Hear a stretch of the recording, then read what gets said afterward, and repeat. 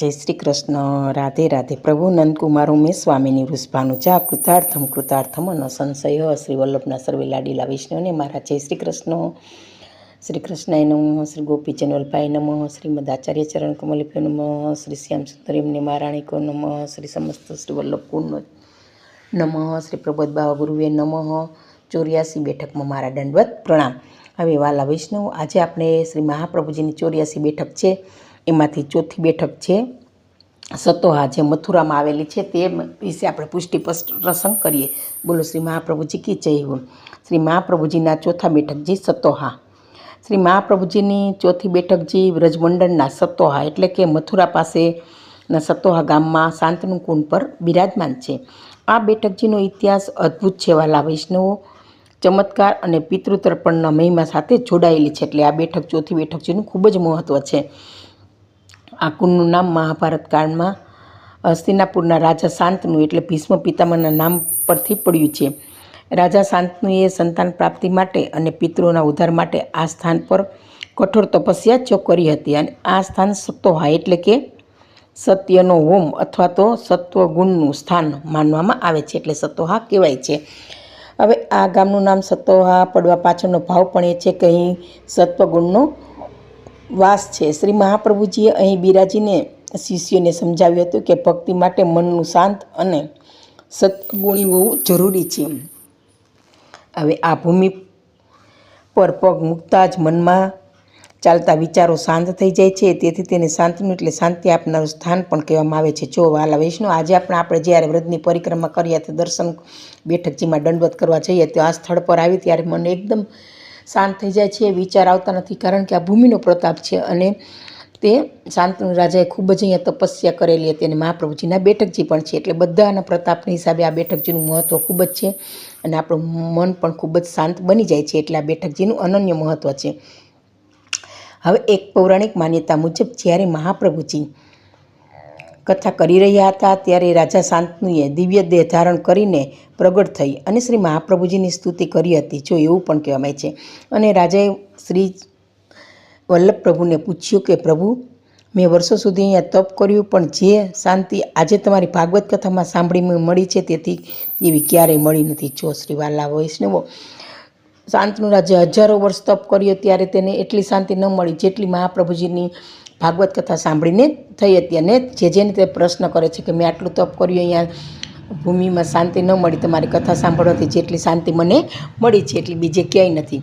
ત્યારે શ્રી મહાપ્રભુજીએ કહ્યું કે તપસ્યાથી તો સિદ્ધિ મળે છે, પણ ભાગવત કથાથી તો સાક્ષાત કૃષ્ણ મળે છે. જો કોઈ પણ આપણે જોઈએ સંત મહાત્મા છે, એ તપ કરતા હોય તો એ તપસ્યાથી ને સિદ્ધિ મળે છે, અલૌકિક સિદ્ધિ મળે છે. પરંતુ જ્યારે ભાગવત આપણે સાંભળીએ અથવા ભાગવતમાં બેસીએ ત્યારે સાક્ષાત કૃષ્ણ મળે છે.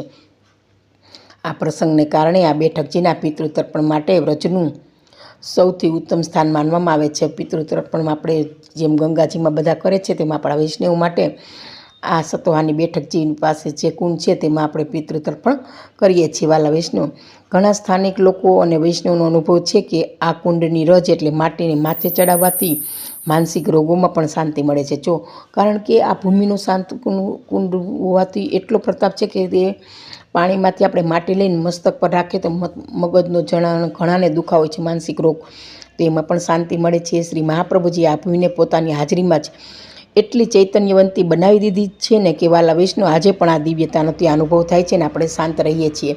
એ આ સલોહાની બેઠક છે. તો દિવ્ય સ્નાન, એવી માન્યતા છે કે આ કુંડમાં સ્નાન કરવાથી જીવને તમોગુણ એટલે આળસ, ક્રોધ, અજ્ઞાન એનો નાશ પામે છે અને સત્વગુણ એટલે શાંતિ, જ્ઞાન અને ભક્તિ વધે છે. જો આ બેઠકજીમાં એટલું મહત્ત્વ છે કે આ કુંડમાં સ્નાન કરવાથી આટલું આપણને ફળ મળે છે.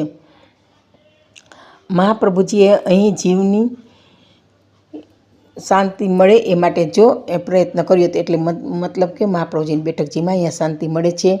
અને જળની પવિત્રતા વિશે પણ મહાપ્રભુજીએ કહ્યું હતું કે આ પાણી નથી, આ તો રાજા શાંતનુની તપસ્યા અને પ્રભુની કૃપાનું મિશ્રણ છે. જો કે આપણે ઘણા કુંડમાં પાણી માનીએ છીએ, પરંતુ એ જળ એ પાણી નથી, પરંતુ એ જે શાંતનુ રાજાએ તપસ્યા કરી હતી તેનું એમાં તપસ્યાનું ફળ અને પ્રભુની કૃપાનું મિશ્રણ છે, એ વાળું જળ છે. હવે ચોથી બેઠક પર શ્રી મહાપ્રભુજીએ મથુરાના એક ક્ષત્રિય ભક્ત ગદાધરદાસને પણ શરણમાં લીધા હતા. ગદાધરદાસજી ખૂબ જ બહાદુર હતા, પણ તેમનું મન પ્રભુ ભક્તિમાં પરોવાયેલું હતું. મહાપ્રભુજીએ અહીં તેમને બ્રહ્મસંબંધ આપ્યું હતું. ગદાધરદાસજી મથુરાના કિલ્લેદાર હતા. જ્યારે તેઓ મહાપ્રભુજીને મળ્યા ત્યારે તેમણે પૂછ્યું કે જે હું યુદ્ધ કરનારો માણસ છું, શું મને પ્રભુ મળશે?